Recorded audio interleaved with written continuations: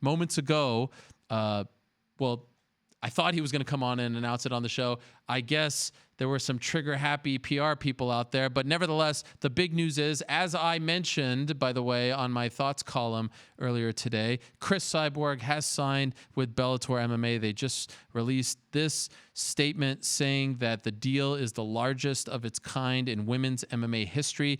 She has signed an exclusive multi-year, multi-fight deal with Bellator, fighting in the women's featherweight division. Of course, the champion there is Julia Budd. This reunites Scott Coker, the former Strikeforce president, now current Bellator MMA president, Strikeforce CEO as well, with Cyborg. They worked very well together back in the day. And wouldn't you know it, the great Scott Coker joining us right now to talk about this massive piece of news. Scott, how are you?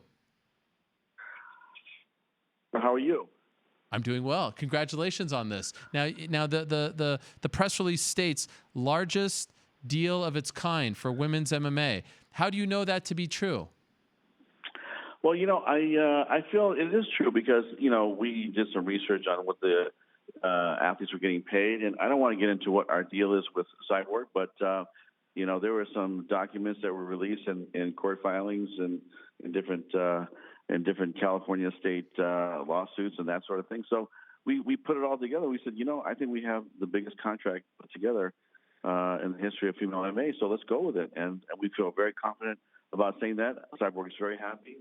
And we're excited to have her on this team because we have some great female fighters at 145, including our champ, Julia Budd, that she'll be able to compete with and fight. And we're excited to have her back.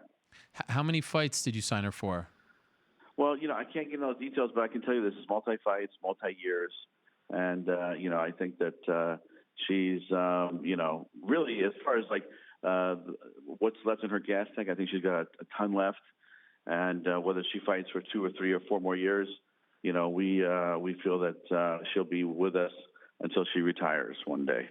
After her fight in the UFC in late July against Felicia Spencer, I said that I thought that she would be the most sought-after free agent in MMA since Dan Henderson left the UFC and signed with Strikeforce, signed with you.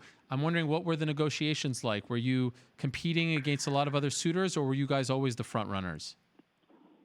Well, I'll tell you, the day that I got the call saying that she was a free agent, I couldn't believe it. I mean, a fighter of this stature, just to have an issue with and let them go, or, it just means that there's a lack of commitment to that weight division, really. So, we are in that weight division business. And so we thought it was always a great fit. I do know, and her manager and her agent were out there talking to everybody. Luckily we were the ones that won the prize. And you can imagine the other suitors, they're out there and everybody's throwing around some dollars. And I always said to fighters, look, if you want to know your true value, get to free agency. Then you'll know what your free value is, what your value is, because until you get to free agency, you're not going to have other companies bidding on your services.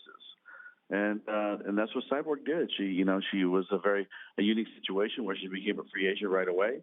Everybody's talking to her. Everybody's trying to bid for her. Everybody's trying to, to get her to sign. And I think that our offer was attractive. And she chose Bellator.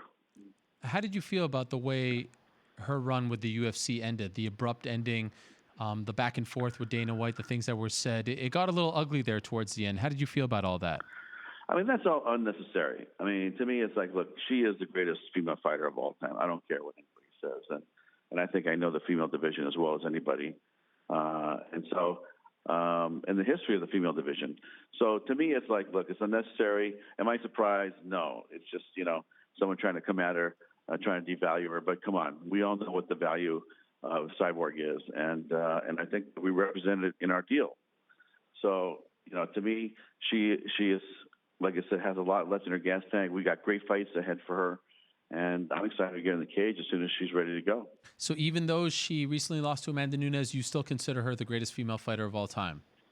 Yeah, absolutely. I mean, listen, one fight does not make, the legacy of an athlete, right? And, she had that fight with Amanda. I watched it. I thought that, listen, Amanda's a great fighter. She's a great champion. She also started in Strikeforce. So we got to give her that. But, to me, it's like, look, she got clipped. Cyborg went after, she got clipped again, and that was the end of the fight. Do I think maybe a rematch could be different? It might be. But, if you look at all the accomplishments of Cyborg over the last, I don't know, let's say last 10 years, I mean, there has been nobody greater in the female division than Cris Cyborg. She's been sort of branded as kind of being tough to work with, right? You've worked with her, you promoted her, you had her, and at the time, it's kind of crazy. It's almost exactly 10 years to the day of the big Gina Carano fight. I believe it was August 15, 2009. Was she difficult to work with when you were promoting her back in the Strikeforce days? I have never had a problem. This is the first time I've ever even heard that she was difficult to work with. And, and partially I feel like it's like, honestly, I didn't know. I don't think that the UFC knew what to do with her because they're not in the 145-pound weight class business. They're just not. And so, they brought out fighters to fight her. They brought in, girls to come fight her. But that's not their core business, their weight classes that they traditionally promote in. So I think that it was just like, what? And I think when we were in the business with Cyborg back in the Strikeforce days, we were in the business of her weight class, and we promoted her, and we and did our best to give her the big fights, and she had some great fights there. One with Gina, Marlis Kunin, all the other fighters, and then and then I think that the problem really was what do we do with Cris Cyborg if we're not really in that weight class, and that's the way I look at it. But like I said, it's at the end of the day, we're happy to have her here at Bellator. We're going to do a lot of great things with her, and it's going to be it's going to be fun. Last thing on the past, I'm wondering if you asked her about the end, like the video and the subtitle thing with Dana White. Like, did you get her side of the story there? Do you feel comfortable with just everything going on in her life? Because that was kind of a strange ending to a strange relationship from the beginning, right? Honestly, Ariel, I didn't even see the video. To be honest. And so I don't know how to comment on that, but I heard that it was kind of, like there was some problems or this or that. But I don't, it doesn't matter to me. I mean, to me, this is a fresh start. She has a clean slate here. We're gonna go into business together. We're gonna do some great things. And one of the things that she wants to do, that's just to let you guys know, in her agreement, is she wants to try a boxing fight. So we're gonna allow her to do that as well. So to me, the slate is a fresh start. Let's go out and make some big noise together. And I think that, she's going to have a great time here at Bellator. As far as boxing is concerned, would you promote that fight, or would you allow her to go, work for another promoter and do that? I mean, to me, it's if she wanted to promote and we could be involved, I would love to do that.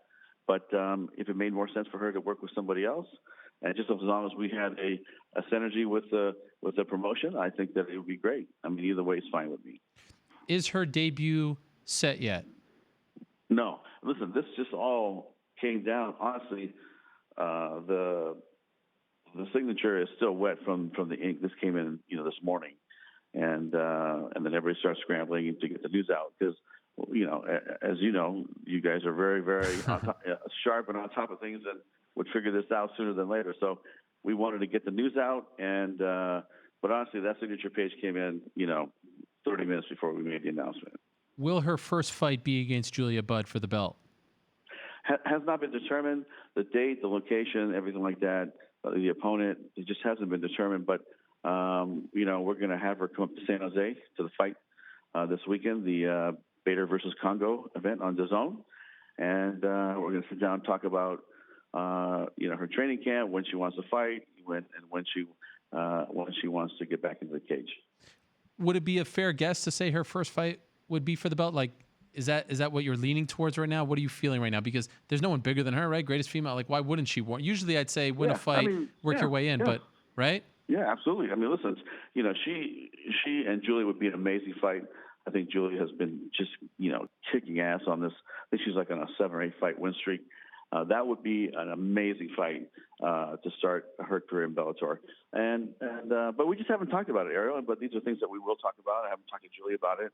I think Julia is now just learning about the signing, like everybody else. So, we have a lot to talk about this weekend with her, and as well as all the other girls in our division. And speaking of female fighters who are free agents, what about Kat Zingano? Have you talked to her? I personally haven't. I think my guys are in touch with her management. Yes. So I think there's a certain amount of dialogue, between the camps. But I'm not sure what the update is at this point. Are you interested in her?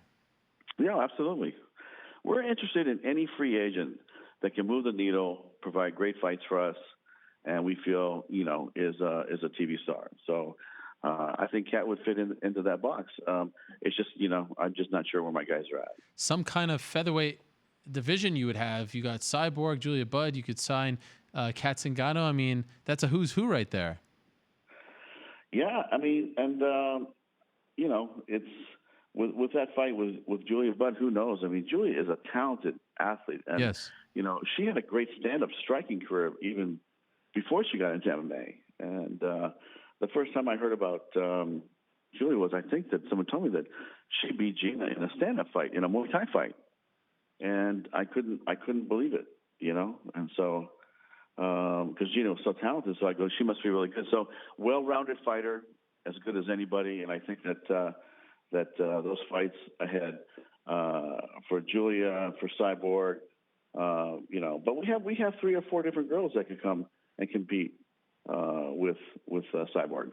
That's right. By the way, I don't want to put you on the spot, but sometimes I like to do that. Nick Newell, I'm high on Nick Newell. He just had his first fight. Are you going to sign him to a long-term deal? It was just a one-fight deal. Yeah, are you going to sign him? No. We're in the talks of signing him right now to a multi-fight contract. And I'll tell you, Errol, what the thing about that guy is that I sat down with him after the weigh-ins in Bridgeport, and we had a nice conversation. And the more I got to know him, I said, you know what? This guy really is everything that a fighter should be, right? As far as his character, his determination, his perseverance, his indomitable spirit. And the more I got to know about his story, man, it's an amazing martial arts journey that he's had. And you know what? I want to be the guy that continues that journey for him. So yes, we want to be in the dual business, and we want to go into a multi-fight year contract with him. All right, I like that. But you haven't signed him just yet, right? Just to be clear. No, okay. I called him actually the other day, and we had a nice conversation. But the more and more I get to know the kid, I mean, it's really, talking about overcoming obstacles. Yeah. Right. I mean, there's people in life that have a lot of complaints about this or that, and then there are the people that go out there and get it done and overcome obstacles and don't complain and just put their head down and get the nose to the grind, and really just have a great attitude, and I really feel like Nick's that guy. So I'm not saying it's going to get done. Of course we have to work it out, but we're definitely going to put our best foot forward in working it out.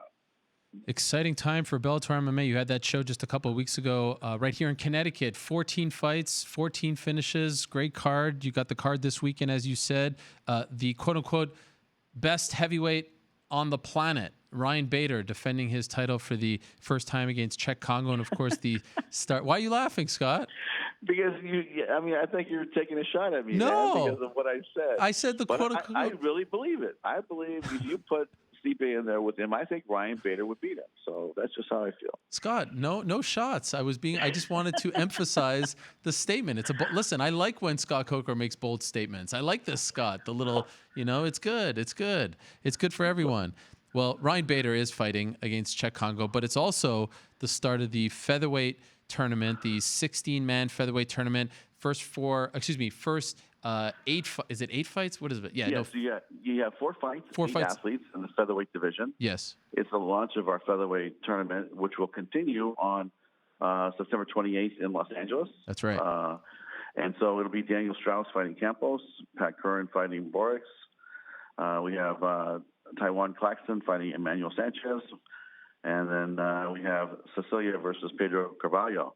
So that's the tournament that'll fight in San Jose, along with Ryan Bader fighting Czech Congo, which I think is going to be a very interesting matchup.